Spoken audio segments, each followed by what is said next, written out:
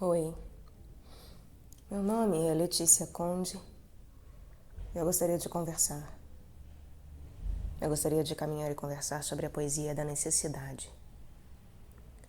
Na poesia passada, eu questionei sobre será que nós devemos dar aos outros aquilo que imediatamente necessitam ou que dizem necessitar ou, enfim. Citei o exemplo da comida, citei o exemplo do sexo, do carinho em si, né, da necessidade de contato íntimo. E fico pensando que talvez aprofundar isso seja saudável, porque senão fica parecendo um rigor muito grande em relação às nossas necessidades, sendo que necessidade é uma palavra que vem do latim necessitas, que significa compulsão, necessidade de atenção, e que deriva de necesse, que significa inevitável, indispensável, originalmente significando sem volta, formado por nec, que é uma negação, não, mais cedere, recuar, ceder. Então é não ceder, não recuar, é em relação às coisas que nós não podemos ceder e nem recuar. E isso é muito belo, porque quando nós pensamos justamente nos exemplos que eu dei sobre a comida e a intimidade, o contato íntimo, isso mostra o quanto as nossas necessidades são muito mais profundas e os nossos desejos, as nossas paixões são coisas que nos cegam. É claro que Cristo fala, né? Cada vez que deste de comer a um dos meus e de beber a um dos meus, a mim o fizeste. Então, é claro que nós devemos saciar a fome e a sede uns dos outros, mas é bom lembrarmos também que Cristo ultrapassa o campo das aparências, ainda que se manifeste em campo de aparência também. Eu sempre falo, a sua vida é reta a tal ponto que ele submete às aparências, para que nós não precisemos fazer isso. E é por isso que ele e os apóstolos passam por cruzes literais em termos de aparência, e as nossas também são literais, mas não chegam à aparência de uma cruz de madeira de fato, hoje em dia, graças a Deus, né? Justamente, literalmente, graças a Deus. Por ele ter passado por isso, nós não precisamos. As nossas cruzes são outras, são literais porque estão no livro da vida, mas são outras. Então é claro que devemos saciar a fome e sede uns dos outros, sempre lembrando que é, em primeiro lugar, a fome e a sede superior, espiritual. E é por isso que, quando pode parecer absurda, né, a comparação da carência afetiva com a comida, mas elas estão profundamente relacionadas. O sexo e a comida, a luxúria e a gula, inclusive, né, são dois pecados e são duas necessidades. Em termos de a comida e o afeto, né, são duas necessidades que têm raízes muito profundas em nós e conectadas. Quando nós pensamos que a necessidade é algo que não cede e não recua, algo inevitável, incontornável e imprescindível, como a etimologia nos mostra, nós vemos que existe uma necessidade, uma fome, que ela deve ser saciada. Com certeza. Não devemos deixar os outros morrerem de fome. Assim como a necessidade de afeto também deve ser saciada. Pessoas morrem de fome. E como nós somos latinos e temos justamente uma conexão afetiva com a comida muito forte, é fácil para nós sentirmos E mesmo nos Países Baixos, né, não só latinos, mas os países todos de dito terceiro mundo, né, nós temos uma afetividade com a comida. E nós temos isso muito pulsante. E para nós é muito fácil. Enfim, observarmos e sabermos que se você se importa com o outro, você dá de comer para o outro. Né? É como eu falei, se você quer realmente estar em comunhão, você põe uma mesa para o outro. Né? Você posta o alimento que você tem à mesa. E aí, seja alimento material, espiritual, almístico, nós devemos passar pela ceia em todas as instâncias. E é por isso que é necessário, inclusive, ir à igreja e ter do pão e do vinho. Infelizmente, né, não se dá o pão e o vinho em todas as igrejas católicas, mas deveríamos prezar para que fosse, enfim, que fosse o processo por completo, né, e integral para todos. Isso faz diferença. Pode parecer algo, não, é só um símbolo. As pessoas quando falam é só símbolo, né, o pão e o vinho são só símbolo. Eu me arrepio, porque eu falo, meu Deus, essa pessoa não sabe o que ela fala, só símbolo. Símbolo é algo muito mais concreto do que as paredes desta minha casa. Ela acha que é só símbolo, né? Como se pudesse ser substituído por qualquer outro negócio, outro signo, né? Porque, na verdade, o que está simbolizado, o símbolo ali é justamente a morte de Cristo, né? O doar-se de Cristo e a ressurreição, o repartir-se dele. Sendo que, justamente, nós podemos comungar de Cristo de muitas outras formas, mas essa é a principal, porque ali são os signos perfeitos. Então, o pão e o vinho não são não são um símbolo perfeito, né? Porque simbolizar a comunhão, a morte de Cristo, a sua ressurreição, a sua doação, outras coisas também se simbolizam, tá? O que acontece é que ali os signos são perfeitos. Aqueles signos escolhidos para representar, para significar e revelar o símbolo de forma inequívoca e perfeita, ali o pão e o vinho são perfeitos para isso. São o mais alto signo e, portanto, a revelação mais clara do símbolo e, portanto, a manifestação mais perfeita do arquétipo. Mais claro, perfeito e dado do que isso, só a vinda do próprio Jesus Cristo, né?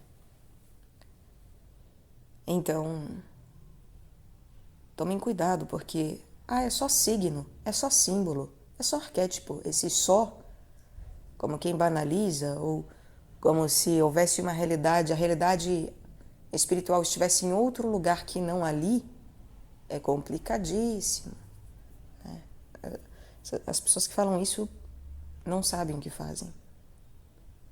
Mas enfim, nós sempre não sabemos o que fazemos, né?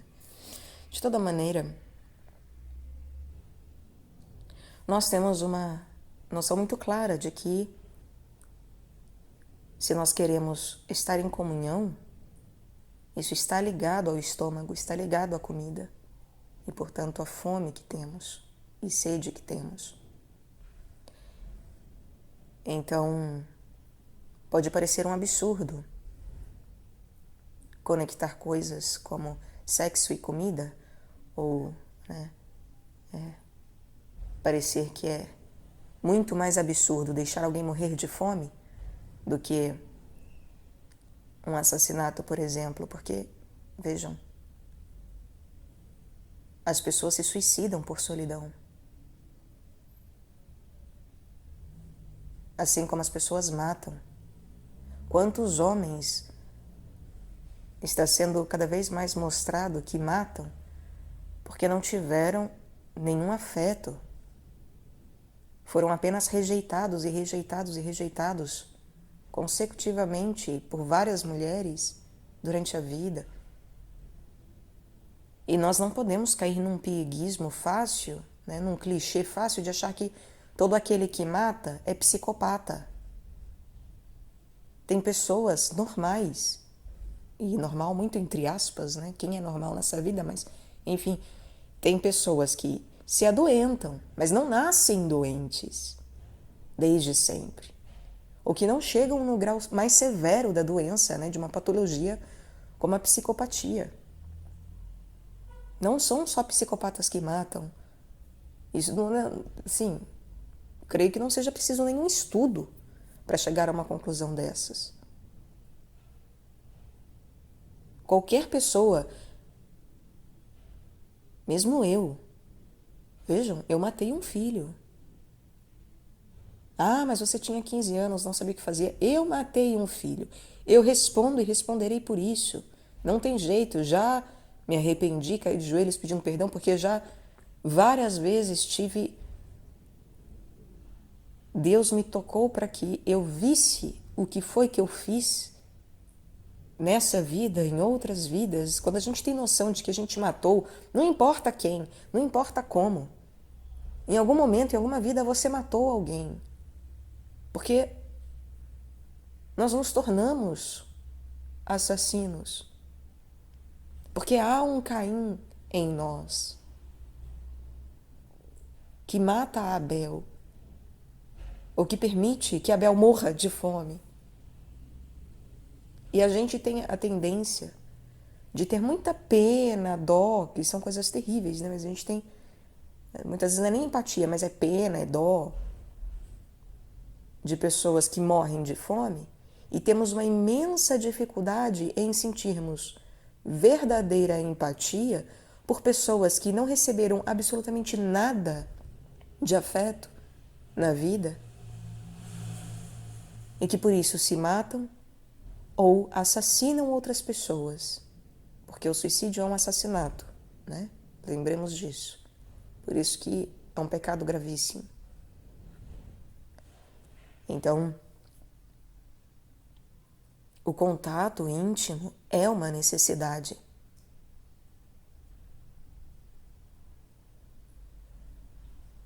E qualquer pessoa minimamente sã vai preferir que um filho tenha uma mãe, ainda que ela não tenha leite para dar para esse filho, não tenha comida na mesa, do que ter uma mesa farta sem mãe.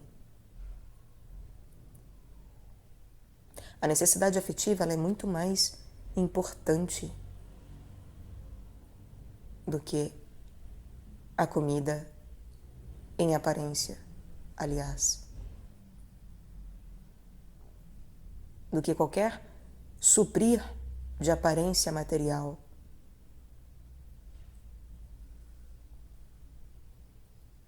E é por isso que não adianta ficar se preocupando com a fome do mundo, se quando nós matamos a fome de alguém, e aí eu estou pressupondo matar a fome é aquilo, é como eu falei na poesia passada, não é dar biscoito. Ô tia, vê um lanche aí pra mim. Eu já falei, lanche não. Você tá com fome? O lanche não mata a fome. Ah, mas o pobre tem direito a escolher. Mas eu também acho que a pessoa rica que compra lanche também é burra. Ela também não está matando a fome, ela está apenas na gula. Agora, tudo bem, cada um tem as suas coisas para viver. É como eu falei, eu matei um filho. Eu fui assassina nesta vida. Nesta vida. Tá? Então, quando eu falo as coisas aqui, não é de um lugar de quem não faz essas coisas, é justamente por eu conhecê-las dentro de mim, essas sombras grotescas, que falo delas e incomoda muitas vezes até a mim.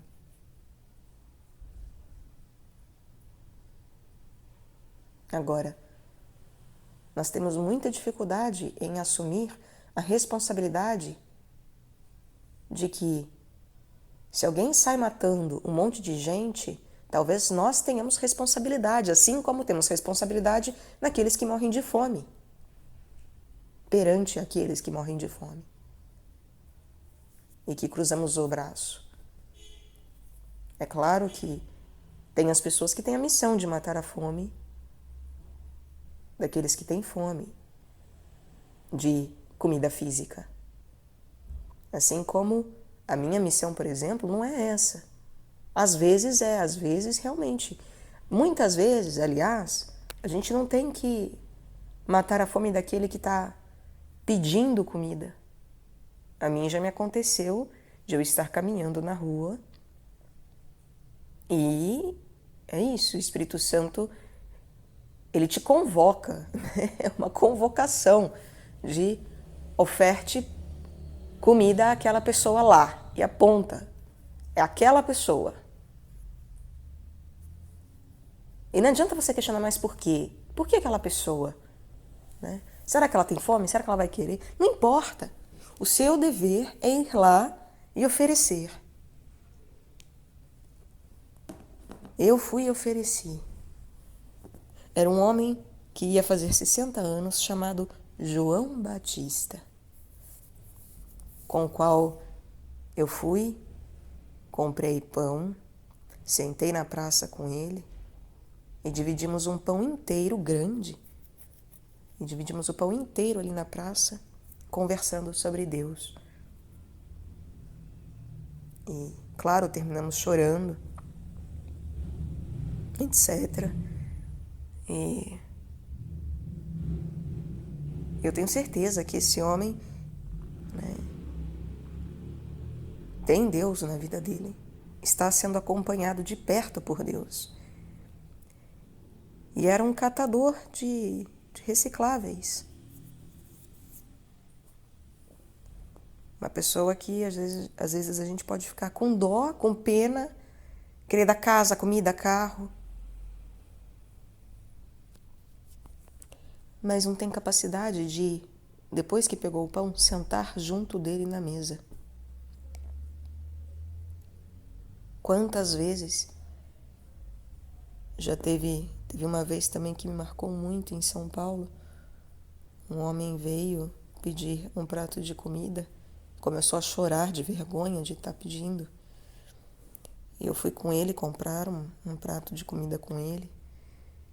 E sentamos e começamos a conversar, mas era um homem assim de uma clareza na vida, que era absurda. Absurda. Eu ficava impressionada, porque ele me contava sobre justamente ele ter a noção de que muitas vezes ele acorda com raiva da situação dele. E tinha uma filha com síndrome de Down, qualquer coisa assim, e ele assim, perigando morrer, porque ele estava com alguma doença, e a esposa também era alguém em situação vulnerável de saúde, e uma filha com síndrome de Down e um outro filho, etc. Uma situação assim que você fala, meu Deus, por quê? Por que essa pessoa justamente não nasceu abastada? Por que ela não tem tudo o que ela supostamente precisa? Mas provavelmente ele já tem tudo o que ele precisa, porque é de uma clareza, tem uma clareza que é anormal. Porque ele falava, né? Que tinha dias justamente em que ele acordava com raiva da situação dele, mas que nesses dias ele fala até para as pessoas não chegarem perto, que muitas vezes tem gente que fica, ele fala, tem muitas pessoas que são boas. Ele falava, né? Que ele encontrava muitas pessoas com a intenção de ajudá-lo, sem ele pedir. As pessoas chegavam, né? Ou precisa de alguma coisa, quer comida, quer conversar. E que ele tinha a clareza de falar, não, eu quero que você vá embora, porque hoje eu não estou bem e eu não quero conversar e eu vou acabar descontando em você. Então vá embora, por favor, me deixe em paz. Quantas pessoas cheias de dinheiro se joga no chão, faz birra, grita. Agora é claro, Estou dizendo que a pobreza é a melhor coisa do mundo. Mas a pobreza é um voto dentro da Igreja Católica, não é à toa. Não é à toa. Nós é que temos astutamente paixonites em relação a isso. Síndrome de falsos salvadores. Para livrar a nossa consciência. Sendo que a comida, o nosso estômago, está relacionado, inclusive, à quarta casa da mandala astrológica. E eu ainda preciso e irei gravar sobre a quarta casa. E se relaciona com câncer, então se relaciona realmente com o lar da nossa alma. Com o nosso lar, que é a alma. O nosso lar é na alma. Na alma do mundo e do divino. E não no mundo em si mesmo. E nem no retorno ao divino como Adão e Eva, né? A Nova Jerusalém é uma coisa completamente diferente de Jardim do Éden. Nós não temos que voltar ao Jardim do Éden, e sim ir para a Nova Jerusalém. É diferente. Então, a quarta casa está muito relacionada a isso. A cozinha, ao estômago, ao lar, à comida, a processos irracionais e inconscientes, a lua, a mãe, a matéria, a reflexão sobre as coisas que estão ocultas, as coisas que estão no fundo do mar, porque Câncer é o fundo total do mar.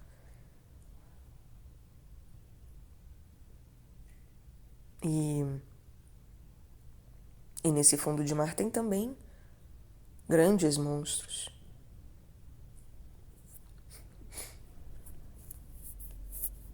Agora, isso tudo se relaciona ao materno, ao útero, à nossa água amniótica, né?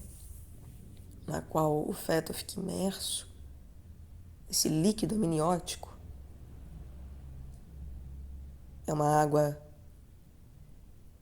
canceriana, né? E ali está a nutrição primeira.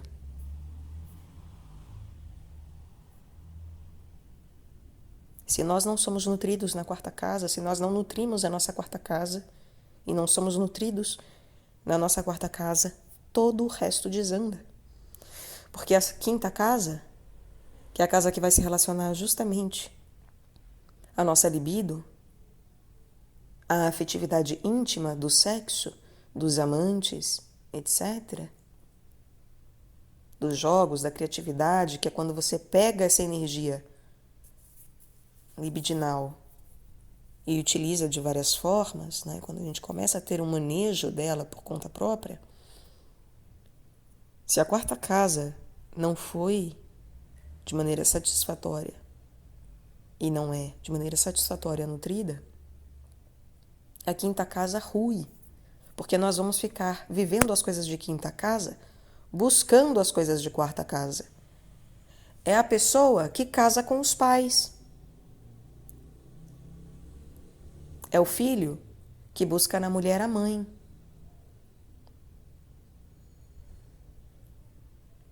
É a mulher que vai ser mãe do marido. É aquela pessoa que não vai querer ser pai dos filhos, vai querer ser amigão dos filhos e vai falhar na educação quando tiver que ter rigor, quando tiver que ser exemplo, quando tiver até que deixar o filho ir para balada sozinho, em vez de ficar acompanhando o filho em tudo quanto é balada, porque ainda quer dar uma de jovenzinho. Porque a quinta casa também é a casa dos filhos.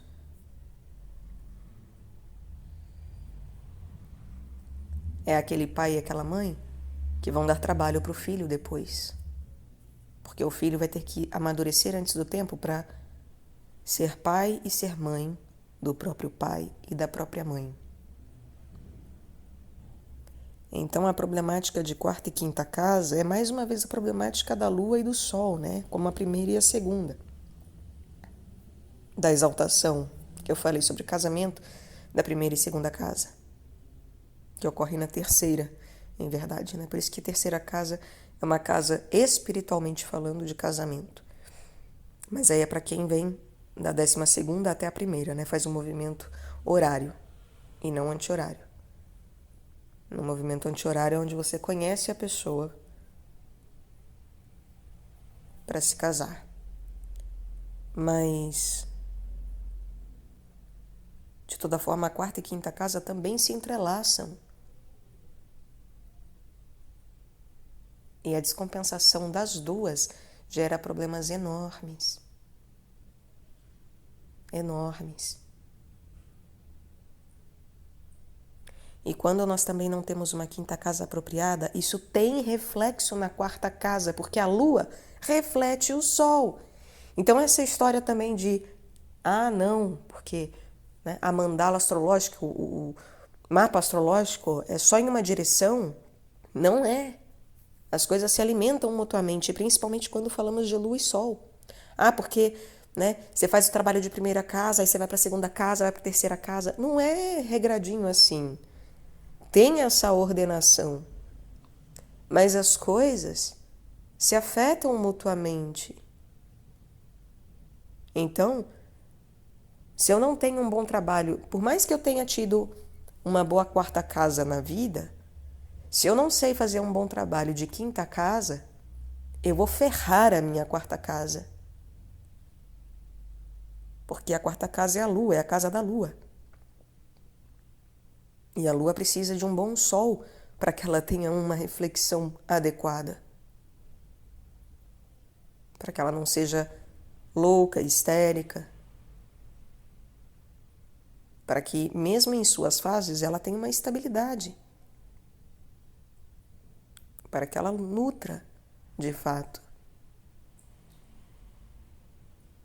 Para que ela seja capaz de realmente fazer crescer o que tem que crescer, minguar o que tem que minguar, etc. Então, a quinta casa, que é uma casa de intimidade,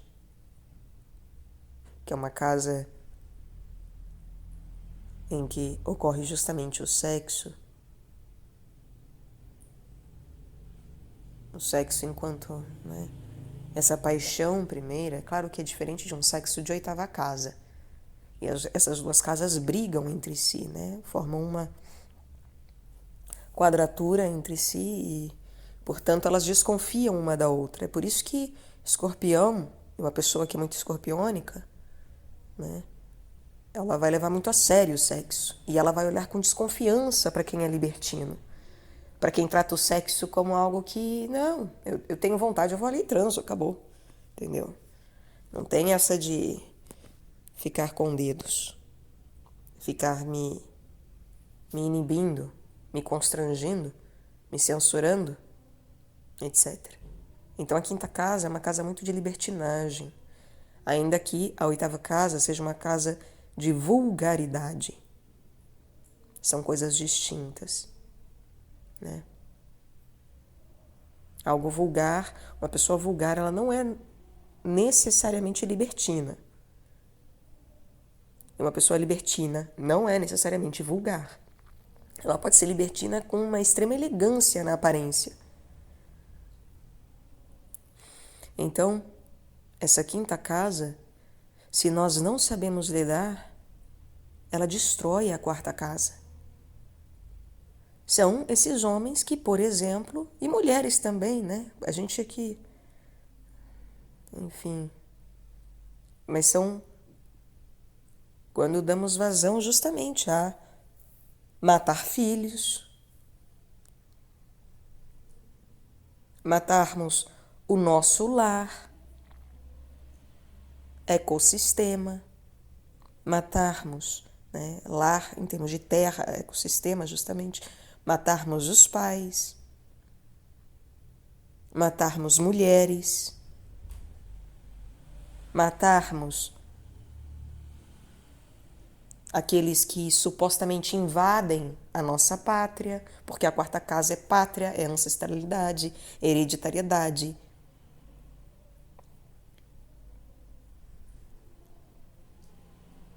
É aceitar morte de imigrantes, de refugiados, de pessoas com fome, esfomeados. É aceitar orfandade.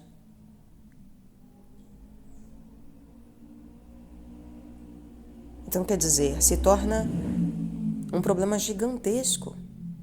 Gigantesco.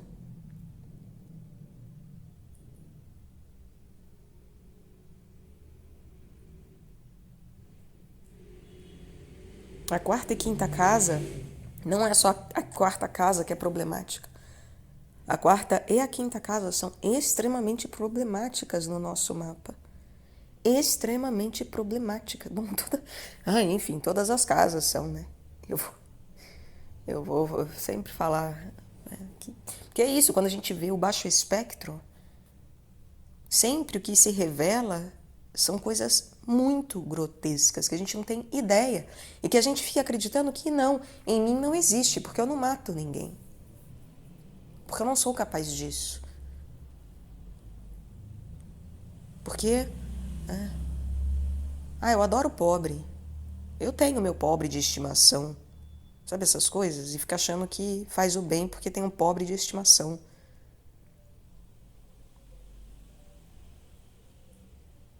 Sendo que não tem capacidade de sentar e conversar com a pessoa. Muitas vezes é como Pedro fala. Tem algo para me dar, né, de dinheiro. Eu não sei se é dinheiro ou comida que a pessoa pede a ele, ele fala, isso eu não tenho. Mas aquilo que eu tenho, isso te dou. E realiza um milagre. Isso é matar a fome e a sede verdadeiramente. Muitas vezes, nós preferimos dar a bolacha em vez de falar, olha, aquilo que eu verdadeiramente tenho, isso te dou. Às vezes a gente não olha nem nos olhos, não passa nem o calor dos nossos olhos, porque os nossos olhos são uma área quente, da qual emanamos calor, assim como as mãos. A gente não estende a mão e nem olha no olho da pessoa. Não doa calor, mas acha que mandando caminhão de alimento vai aliviar a dor do mundo. Não vai. Não vai. Sinto muito. Assim como é claro que não há como afirmar que homens que saem matando porque não tiveram carinho, não tiveram, enfim, a afetividade, mesmo que sexual apenas, né, em termos de alguma mulher desejá-lo sexualmente. Não há como saber se a pessoa tivesse sido desejada na vida, ela seria diferente. Teria tido escolhas diferentes. Mas nós deveríamos nos doer ao ver esse tipo de coisa.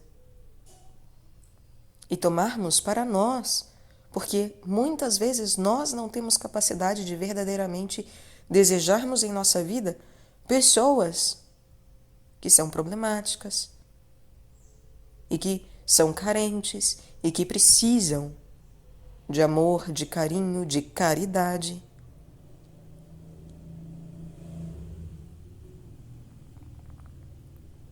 Não temos capacidade de ter paciência com o fato de que estão aprendendo e não vai ser de uma hora para outra.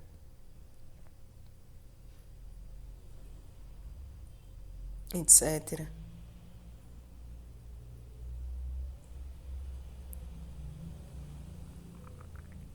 Então, nós temos necessidade. E é claro que a própria alimentação ela é algo incontornável. Não há como ceder e falar, ok, eu nunca mais vou comer.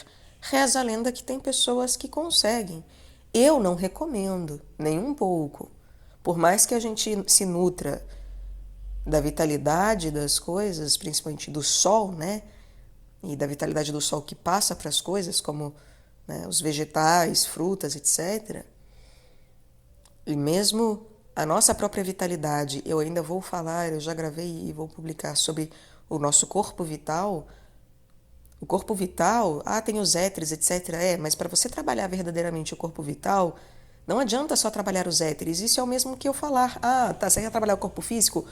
Coma alimentos com potássio, com fósforo, com isso, com aquilo, tá legal. Mas o mundo físico, o trabalho do corpo físico, de fato, ele se chama ação.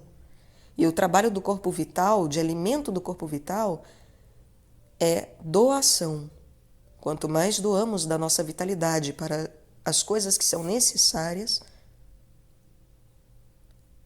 que são incontornáveis e para as quais não podemos ceder e falar, não vou fazer, né? Não há possibilidade de ceder perante aquilo em termos de se negar, né?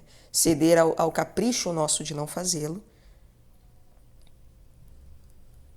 Quanto mais, então, doamos vitalidade frente a essas situações, mais nos vitalizamos. É por isso que, né, um bom jejum e mesmo a abstinência de alimento, para conseguir ser praticada, precisamos encontrar serviço. É através de serviço. Seja serviço à oração, porque a oração é um serviço, orar pelos outros, né? Orar pelo mundo, etc. Rogar, né? Pedir intercessão junto a Deus, né? Ter da nossa capacidade de intercessão junto a Deus em relação às coisas do mundo, isso é um serviço. Assim como realmente nos colocarmos a serviço do próximo.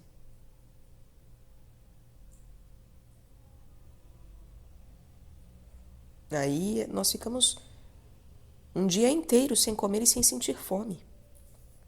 A gente não vê nem a hora passar. É um negócio mágico, né? Como dizem, é mágico. Mas é muito fácil de se explicar. É que não é fácil de ser vivido, ainda que simples. Porque requer uma extrema sinceridade. Requer a gente trabalhar, não porque eu acredito que aquilo é bom, eu acredito que aquilo vai ajudar o outro, mas sim porque o Pai manda. Porque o dedo de Deus empurra. Porque há uma real necessidade e não um achismo de desejo meu, que pode ser um equívoco. E normalmente, a maior parte das vezes, é um equívoco. Qualquer pessoa em sã consciência, creio eu, sabe que um abraço, ele cura e alimenta muito mais do que um pão. Um abraço, ele alimenta muito mais. Um olhar, ele muitas vezes dota de vida muito mais. Um simples ouvir o outro.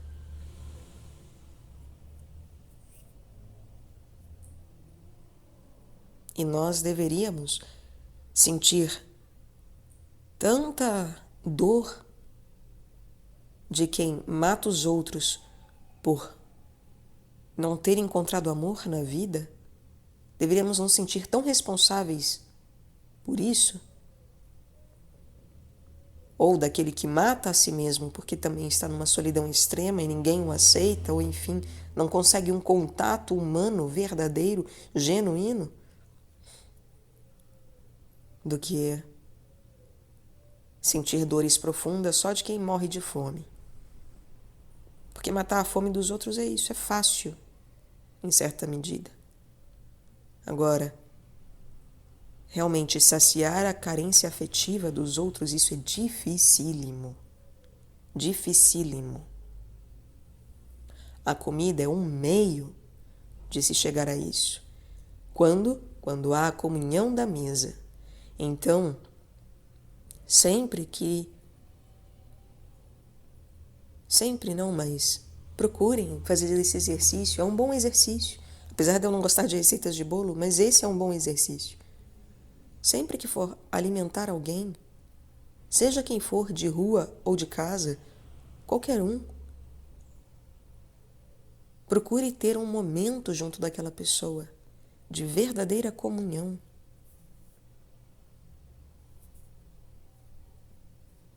E não só de entrega do alimento, como se te vira com esse pão. Proponha-se a ter uma comunhão. Porque senão era só a gente ir na igreja, catar uma hóstia e sair andando. Tomar a hóstia, né, molhar lá no vinho, deixar lá o pão e o vinho, faz uma missa, chama Cristo, né? Vem o Espírito Santo, vem Cristo, o Pai trabalha, é dado o milagre, é realizado o milagre, Cristo se faz presente. E pronto, deixa lá, e aí as pessoas vão lá e comungam a hora que dá, que querem, sozinhas. Não é assim.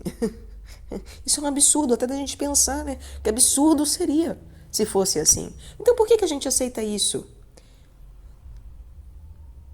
Por quê?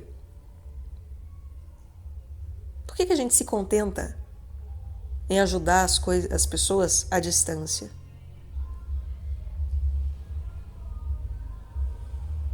Tudo bem, nem sempre a gente consegue comungar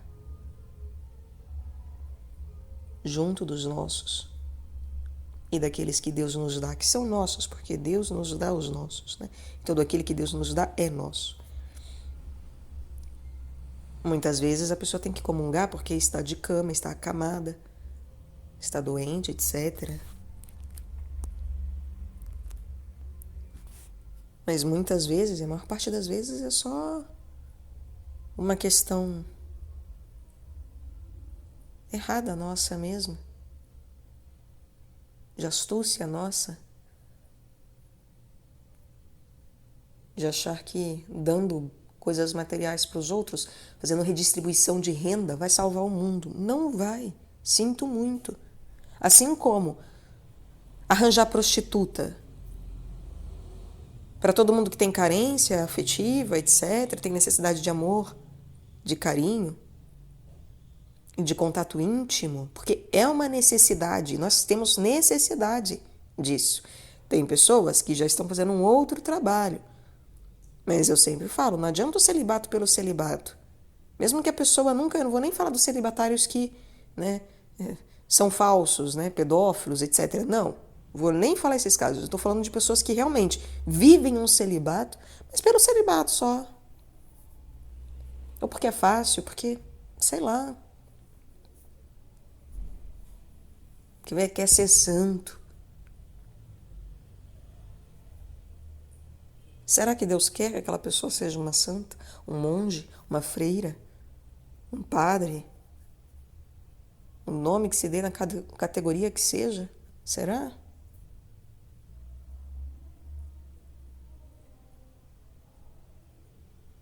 Agora, o contato íntimo é uma necessidade que nós temos.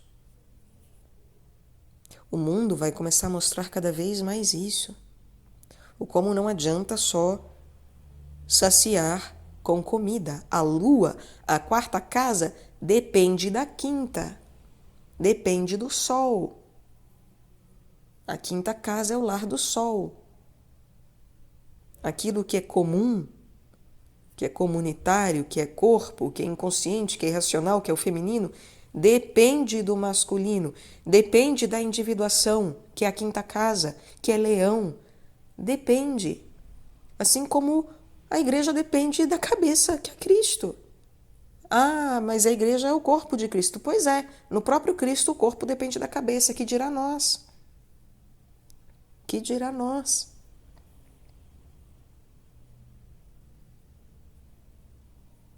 Mesmo a mãe de Deus A obediência dela é ao Pai. E a sua grandeza se deve pelo Pai.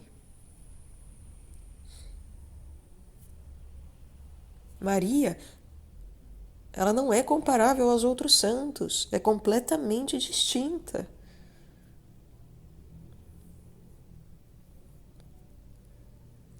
Ela é verdadeiramente uma matéria divina. Não é comparável a nenhum outro santo. Nós não temos ideia da importância de Maria.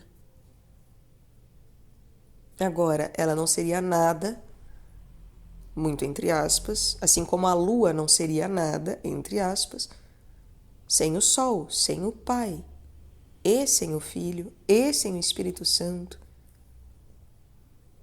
E sempre lembrando, é claro, aqui a gente coloca a lua como mãe, né? Mas o centro e o cerne é a Terra, né?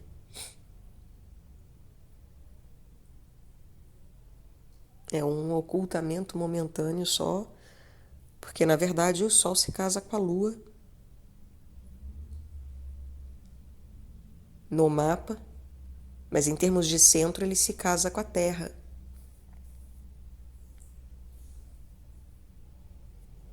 É por isso que na vivência, né, eu falo que Cristo Jesus se casa com Maria Madalena.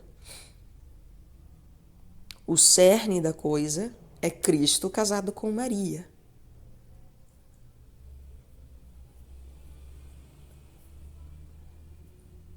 Então tem diferença. É a mesma coisa que dizer o mapa solar se casa com o mapa telúrico, né? Geocêntrico. O mapa heliocêntrico se casa com o mapa geocêntrico. Chegar nesse patamar de averiguação dos mapas é para poucos.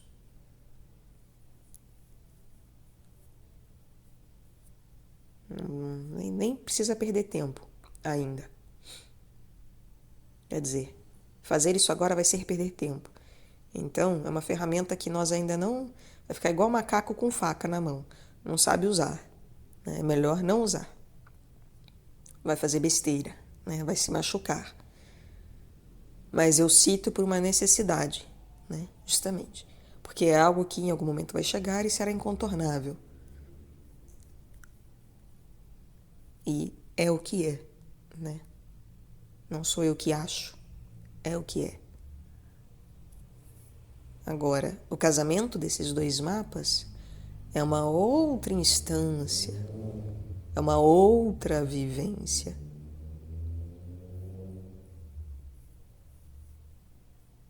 Completamente diferente de viver o mapa geocêntrico apenas. E veja, a gente não dá conta nem das casas terrenas do mapa geocêntrico, que dirá casamento de mapa, que dirá, né, justamente a unidade terrena e espiritual em casamento para que nasça verdadeiramente uma manifestação almística. Nossa Senhora! Então é sempre fractal, né? É uma coisa que vai revelando a outra, que é o mesmo, só que de uma maneira expandida, aprofundada, alargada e divinizada, né? Que tem implicações diferentes da anterior, é claro, mas que carrega sempre os mesmos princípios. E é por isso que, quando se fala, quando eu falo, quando falamos e observamos, como que, né, o sexo e a comida, a gula e a luxúria, a carência afetiva e a carência alimentar, elas se conectam profundamente, não é uma comparação absurda, nem desproporcional ou, enfim, é algo necessário, porque é incontornável na nossa vida, nós só não temos consciência. Mas é incontornável. Porque é isso. Mesmo que a pessoa tenha uma boa casa, quarta casa, uma boa lua, a quinta casa dela, não à toa, se relaciona a Judas. Sabemos pela Rosa Cruz. E isso pode acabar com o mapa inteiro. Acabar com a vida de uma pessoa. A incapacidade de viver uma quinta casa de maneira verdadeira acaba com todo o resto do mapa, porque ali é justamente o lugar do rei, o lugar natural do rei. É o lar do rei, do leão de Judá e do rei. E é o rei que afunda o próprio reino. E nós temos liberdade para isso. E livre-arbítrio. Por isso que é muito perigoso. Uma rainha pode ser translocada e acabar também com seu próprio reinado, né? Acabar com o reinado de um rei, de seu marido? Sim, pode acontecer isso. Pode. Muitas vezes acontece, né? A maioria de nós não temos uma boa quarta casa e uma boa lua. Nós temos dificuldades em relação ao psíquico. Olha o tanto de doenças mentais que existem por aí. Isso tudo se relaciona à lua. Doença mental é lua e mercúrio, que vão sendo deformados. Mas carência afetiva não é só lua, é sol também. E a relação de lua e sol é muito importante por isso. Porque se eles não têm um trabalho adequado, arrebenta com o nosso mapa e nos leva a caminhos na vida que são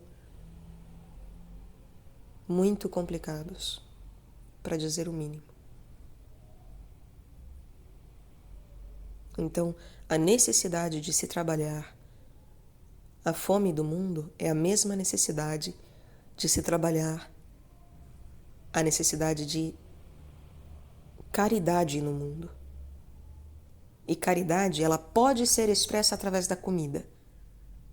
Ela não é só expressa através da comida.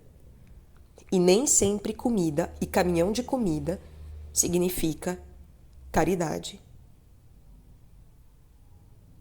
E nós temos muita dificuldade em reconhecer isso. Mas o discernimento dessas coisas faz com que nós curemos e possamos minimamente começar a, de fato, curar o mundo nessas instâncias. Porque se não forem curadas essas duas instâncias no mundo, o resto desaba. Desaba.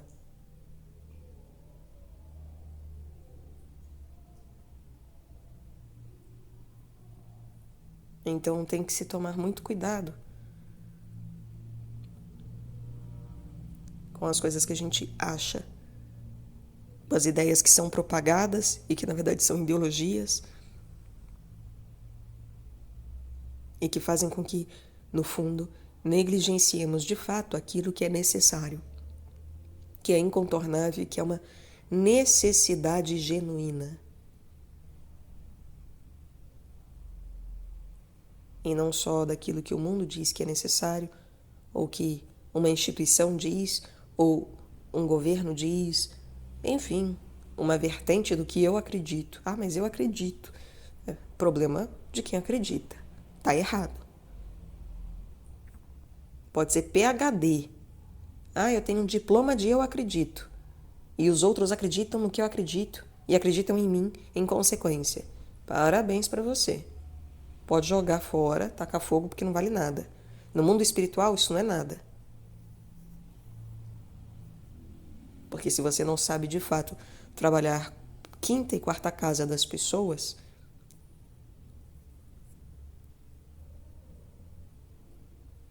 não adianta nada. Um bando de tecnologia que faça crescer grão para todo quanto é lado, todo mundo comendo, e daí? Mesa farta pode ser sinônimo de não morrer de fome. Mas não quer dizer que essas mesmas pessoas não irão se suicidar ou matar outros. E isso é muito delicado. E a gente tende a acreditar que, não, mas uma pessoa alimentada, ela vai pensar melhor. Ela vai mudar, vai ter uma relação com a capacidade dela de reflexão, porque quarta casa é reflexão, é lua. Lua reflete, é a nossa capacidade reflexiva. Você realmente vai alterar a capacidade reflexiva dessa pessoa quando você dá comida para ela. E o alimento que você dá, por isso que é muito importante, o alimento que nós damos, a maneira como nós damos, etc., muda a capacidade de reflexão da pessoa.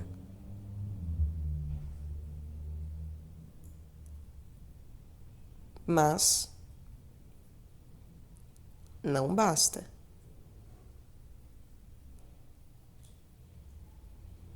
Não basta uma lua no céu sem sol.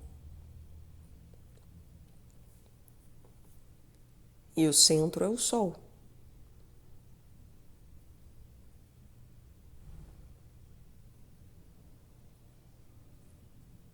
Então, que aprendamos que aquilo de que nós temos necessidade são coisas muito mais profundas do que o mundo prega por aí, que é necessário. A fome, ela é incontornável, sim.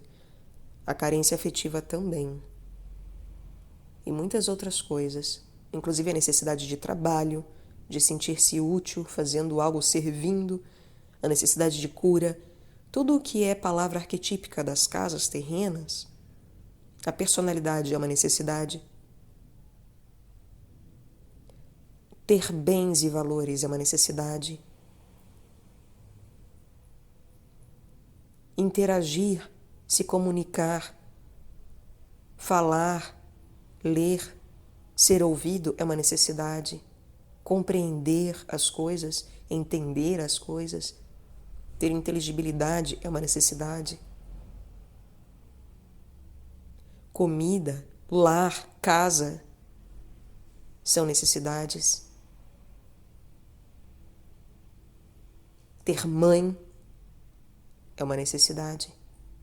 Ter pai é uma necessidade. Ter família, ter pátria, ter história é uma necessidade. Ser um indivíduo é uma necessidade. Brincar é uma necessidade. Ter contato íntimo, de abraço a sexo, é uma necessidade. Filhos são uma necessidade.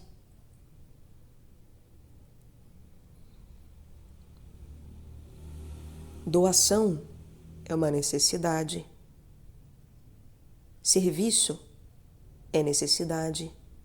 Cura é necessidade. Discernimento, separação e união são necessidades. Organização, limpeza são necessidades. Higiene é uma necessidade. Saneamento básico é uma necessidade. Contratos, leis, regras são necessidades. Casamento é uma necessidade. O outro é uma necessidade. Crucial, crucial.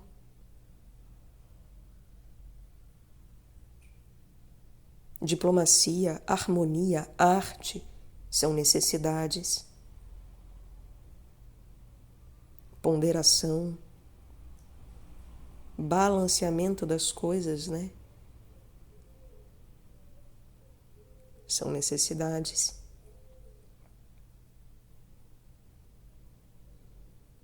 Morte é uma necessidade. História de querer ficar aqui na Terra para sempre. bobagem, intimidade profunda, que não é só ter amigos, mas os melhores amigos, aqueles para quem a gente pode ligar de madrugada. Isso é uma necessidade. Ter algo que receber de herança, ter algo que nos seja legado e que leguemos aos outros, é uma necessidade.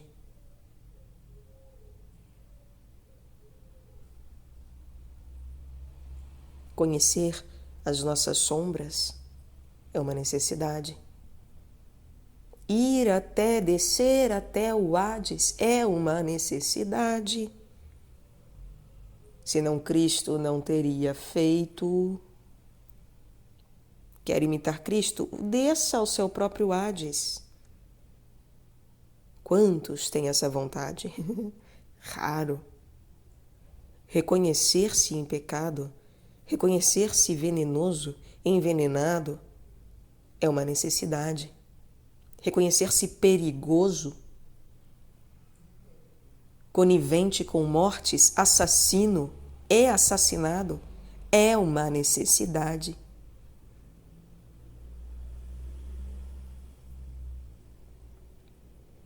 Reconhecer-se transformador e transformado. Reconhecer-se capaz também de milagres é uma necessidade. A poesia é uma necessidade.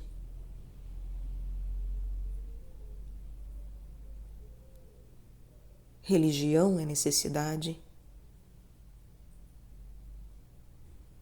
Pensar, ponderar é necessidade. Expandir, se aventurar, viajar são necessidades.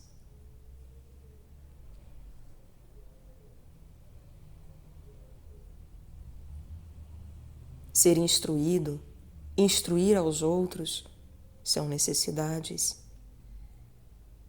Almejar coisas altivas, reconhecer o mestre é uma necessidade, é um dever e salvação.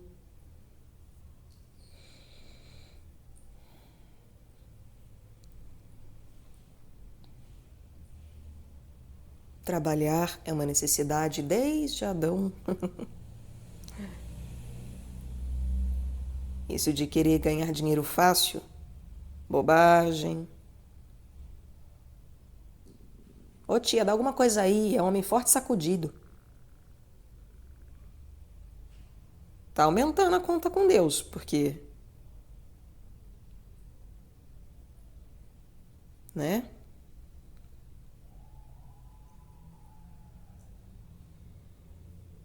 Não consegue ter humildade. Ah, mas eu limpar a privada, limpar a calçada, fazer essas coisas degradantes? Ué, mas não tem humildade? Prefere o quê? Ser escravo da pobreza? Ah, mas os outros vão me humilhar, vão me pisar. Ué, rogue a Deus para que você supere cada humilhação, cada dificuldade. Em todo o trabalho, a gente é humilhado pelo patrão.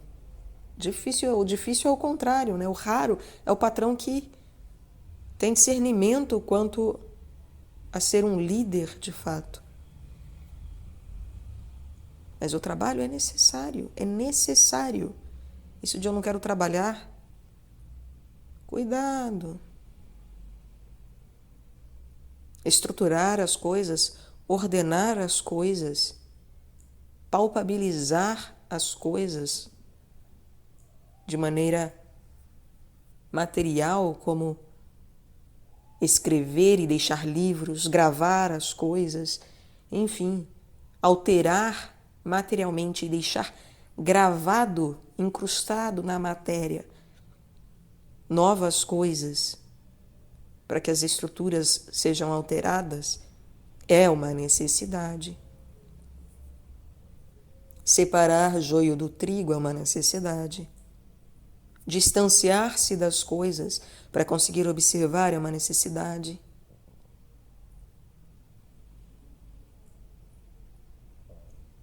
Subir a montanha, por mais doloroso e difícil que seja, é uma necessidade. Orar em cima da montanha é uma necessidade. Descer o raio da montanha também é uma necessidade. Saber levar os outros até a montanha é uma necessidade. Ter rigor é uma necessidade. Construir a casa sobre esse rigor, sobre uma rocha, é uma necessidade. Haver justiça, que também é a sétima casa, mas aí também em relação a fazer o certo, né? Seguir aquilo que é o mais altivo, é uma necessidade. Seguir o exemplo mais alto. Chegar no Gólgota é uma necessidade. Morrer pelos amigos é uma necessidade. Fazer parte e querer fazer parte da grande fraternidade é uma necessidade, ou, em outras palavras, fazer parte da comunhão dos santos é uma necessidade. Comungar com os santos é crucial.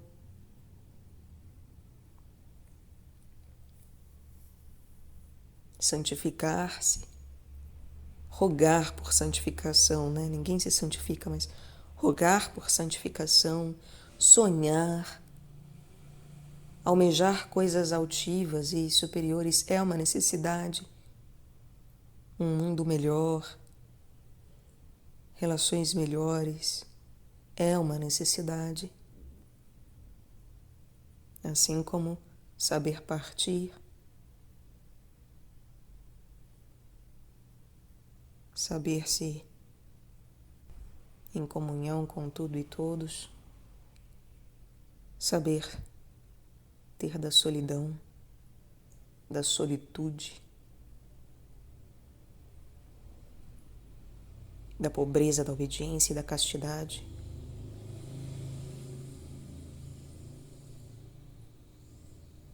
Saber reconhecer a negação e ultrapassá-la, arrepender-se,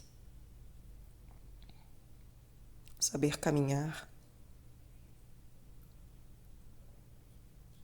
saber retroceder, retrogradar, saber pensar,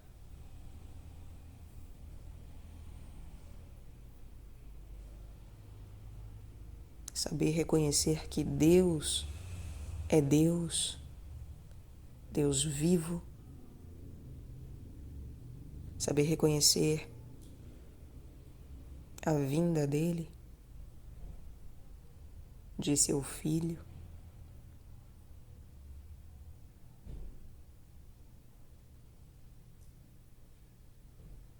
saber ver a unidade das coisas e ao mesmo tempo a singularidade das coisas.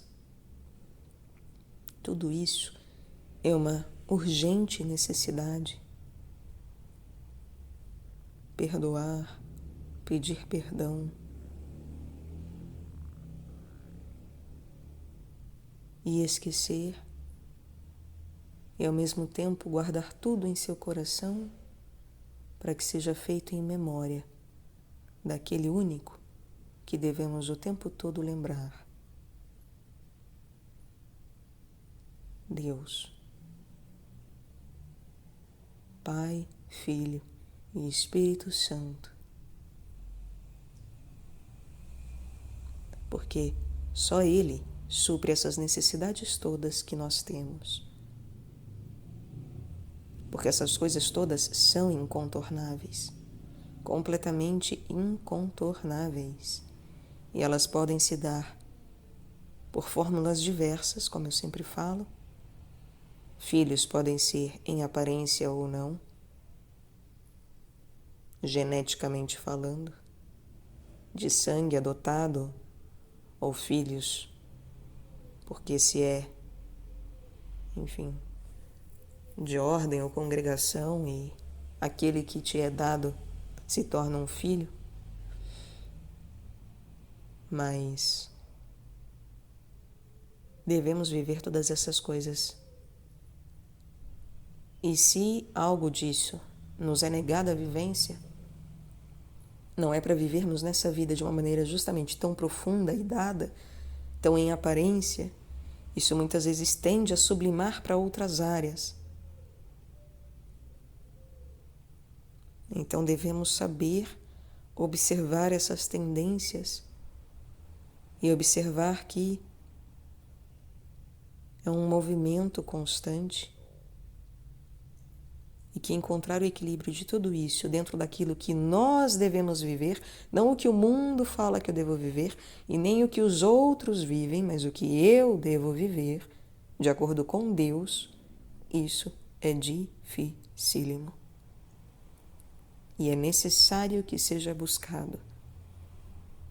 Porque lembremos, as coisas necessárias são aquelas que não cedem, não retrocedem, não voltam atrás, são incontornáveis, inegáveis e, portanto, devem ser vividas. E nós só vivemos essas coisas todas em verdade se na verdade permanecemos. Porque só o amor nos leva a viver essas coisas todas em comunhão, fazendo do mapa uma grande mesa. Realmente a mesa redonda, que para além de távola redonda, de Rei Arthur, etc., que é muito legal, mas para muito além e muito a verdadeira luz sobre a mesa redonda é a da Santa Ceia. Essa é a verdadeira mesa redonda, é a mesa da Santa Ceia. Apesar dela ter sido retratada também como retangular por um Da Vinci, por exemplo. Vai saber por quê, né? É algo a se pensar. Por que será, né? Enfim. Essas são as verdadeiras necessidades que temos. Todo o resto é supérfluo. E todo o resto gira em torno disso. A necessidade de um carro ou não é porque algo no mapa mostra que, ou algo na vida mostra que é necessário ter carro. Muitas pessoas, aliás, a maior parte do tempo do mundo, nós vivemos sem carro. Carro não é uma necessidade. Mas, por exemplo, ir para o trabalho é uma necessidade. Trabalhar é uma necessidade. Então, muitas vezes o carro se torna um meio para atingir uma necessidade outra. Que é eu chegar ao meu trabalho e poder trabalhar, por exemplo. Termos discernimento sobre essas coisas é crucial para que nós possamos dar também o pão apropriado para aquele que tiver fome de fato.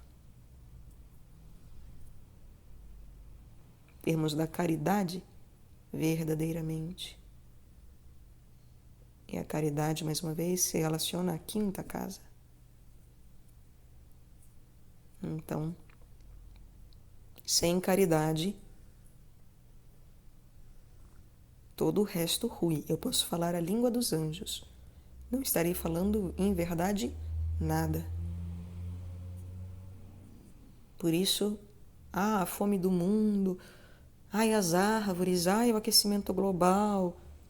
Se não é com caridade que isto é falado, e olhado e cuidado, se não é em verdadeira caridade, É a boa intenção que pavimenta o caminho até o inferno, né? Só isso. Então, cuidemos, amores, cuidemos, meus amores, porque é muito fácil se perder entre essas coisas todas. E é muito fácil confundir e sermos confundidos em relação ao que é necessário e o que é desejo nosso. E até confundir necessidade com o que convém ou não convém. São coisas sempre distintas essas umas das outras, tá? Uma necessidade, ela não passa. Ela é permanente durante toda a vida. Ela é incontornável, infreável, incessável, incensurável, inegável, etc. Um desejo é censurável. Uma paixão humana tola, não paixão crística, né? Não é paixão de Cristo. Uma paixão humana tola, ela é censurável. Uma necessidade não, jamais. E o que nós devemos aprender é a olhar as necessidades uns dos outros. Não são os desejos, as paixões bobas, né, com P minúsculo, nada disso. Mas as necessidades que revelam a verdadeira paixão, que é a paixão de Cristo.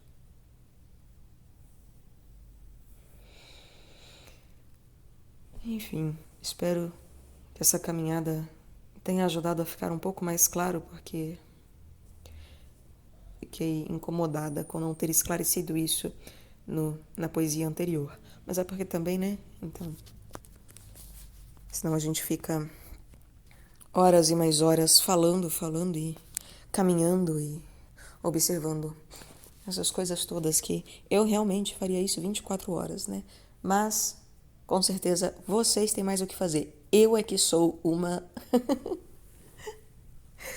pessoa que não tem mais o que fazer, fica fazendo essas coisas, né? Fica lendo livro, gravando livro e pensando essas coisas e refletindo sobre tudo isso, enfim, para depois vir gravar horas e horas. E sou eu que tenho tempo para isso, né? Talvez eu devesse também arranjar mais o que fazer. Vai saber, não é? Vai saber. Deus sabe. Mas é isso, meus amores. Um grande beijo e um forte abraço. Que Deus vos guie e vos guarde. E que Ele sacie todas as vossas necessidades. E que aqueles que Ele usa como instrumento para que as necessidades sejam saciadas, que esses tenham clareza e caridade no tato. Mais uma vez, um forte abraço. Até.